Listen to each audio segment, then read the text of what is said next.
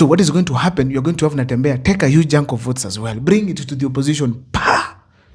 So we are talking about 15 million strong. 15 million strong.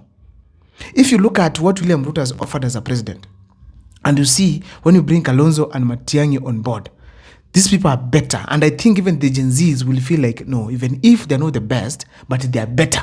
Yeah.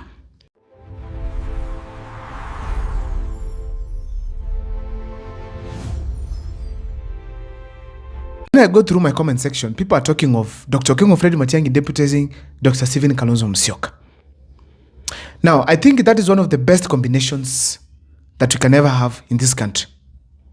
Because these are leaders. Moja ni mchapa kazi, mwingine akona experience. I don't want first of all to assume, I want to assume that this is the decision of Kenyans. It is not just the effect of the NDC with the wonderful speech that Dr. Stephen Kalonzo Musyoka gave. I just don't want to assume that that could have been the effect.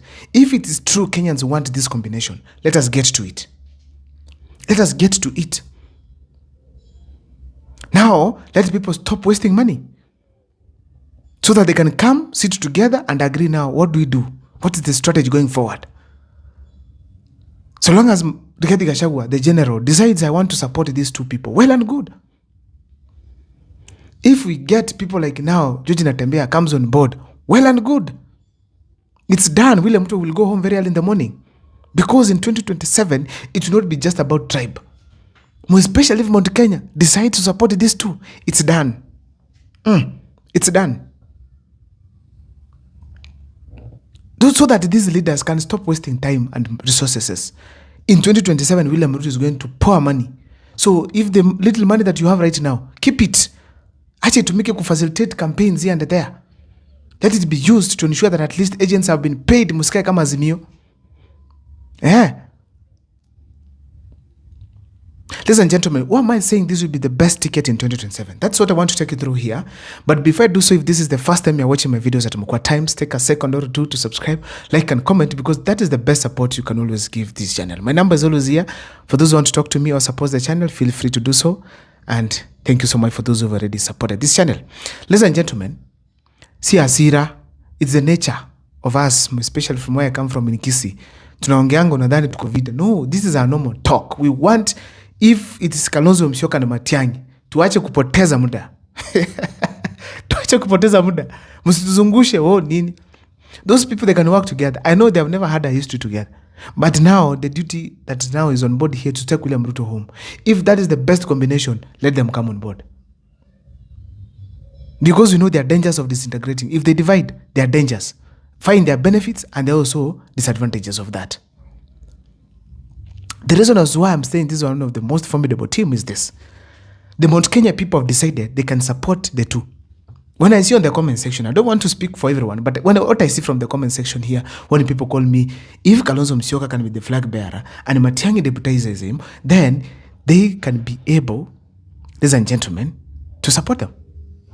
The only thing I don't know whether Mount Kenya people, will you support these two people without having any one of you either as a deputy or running mate, or maybe flag bearer or running mate? I'm not so sure, but on the comment section you can drop it and let me know. But I feel if they want William Ruto to go home, they can genuinely support these people, and eventually I know this is not a bad team to have as president and deputy president respectively. I mean Kalonzo and Matiang'i. So if Mount Kenya supports them, those people have 5.2 million votes. In fact, let me talk of 7, because we are having Kikuyus even in Nairobi and in the diaspora. So that's about 7 million votes intact for Kalonzo and Matiang'i. Then now let's move to Kalonzo's side. He's having 3 million votes, or 4 sometimes. Let's go to the Gusii region, 2.5 intact. We are already heading to 15 million votes. Now to Western Kenya now. We know Western Kenya will not unite because William Ruto is going to pour money like hell. So what is going to happen? You're going to have Natembea take a huge chunk of votes as well, bring it to the opposition.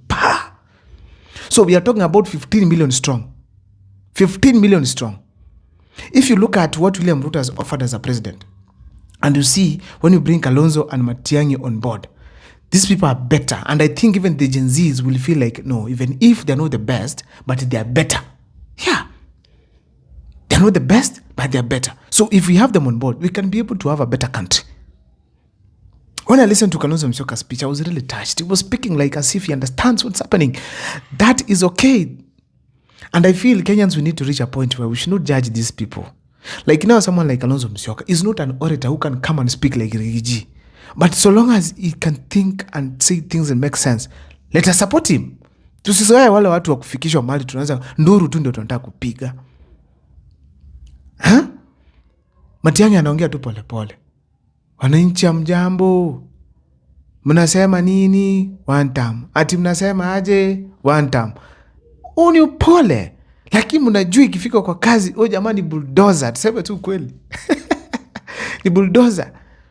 So if these people combine, they can be a good team for 2027. So when it comes to numbers, take. I always tell you that after numbers, we think about money. When it comes to money for the campaigns, they can come together, put their resources that they have already raised. Digiji aleta zake, Matiang'i zake, Kalonzo zake. Then Kenyans from other parts will be able to support. There are billionaires who are ready to invest in a formidable team. They will invest in new people. They invest money there. And then we talk to other leaders like Uhuru Kenyatta. They can link you up with some big billionaires from across the world so that they can be able to fund the campaign. Because I'm telling you, if there's a campaign that's going to be involving money, it is this one for 2027. So from there, ni kupiga campaign ianze kazi. So finance, they can be able to raise enough for their campaigns. The third aspect is the issue to do with popularity. Kalonzo is not hated, but most Kenyans do not trust him. But so far, every Kenyan has a reason to trust Dr. Stephen Kalonzo Musyoka. So far, every Kenyan has a reason to trust Dr. Stephen Kalonzo Musyoka, because this gentleman, he has remained in opposition while Raila Amolo Odinga keeps jumping from one government to another. Kalonzo can be trusted then, because every time Raila Amolo Odinga leaves him, he remains in opposition. And he had a chance to support William Ruto back in 2022, but he's still stuck with the opposition. Raila Amolo Odinga went to government and brought the government to Kalonzo, which means Kalonzo remained where he was. So this time around, we have a reason to trust Dr. Stephen Kalonzo Musyoka. We have a reason. We have a reason.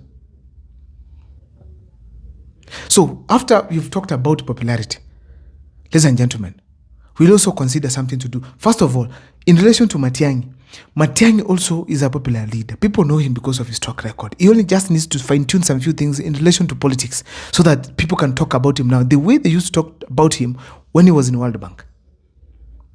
So popularity tick. When you go to the issue to do with track record, Matiang'i brings it on board. And Kalonzo Musyoka, when it comes to international diplomacy, relations and diplomacy, is a good guy. So when they come on board, they can sit down and ensure things have been done. It only requires that these people trust each other for them to deliver for this country. So when it comes to track record, tick. What stops them from delivering? Nothing. Today I was listening to Matiang'i when he was in Meru yesterday. He was talking of once they get on board, they scrap off and bring back Linda Mama. Linda Mama was very necessary. Linda Mama, the good thing about it is that once a woman gets pregnant, some months to maybe delivery, and also some 3 months or 6 months after delivery, the mother and the child are well taken care of by Linda Mama.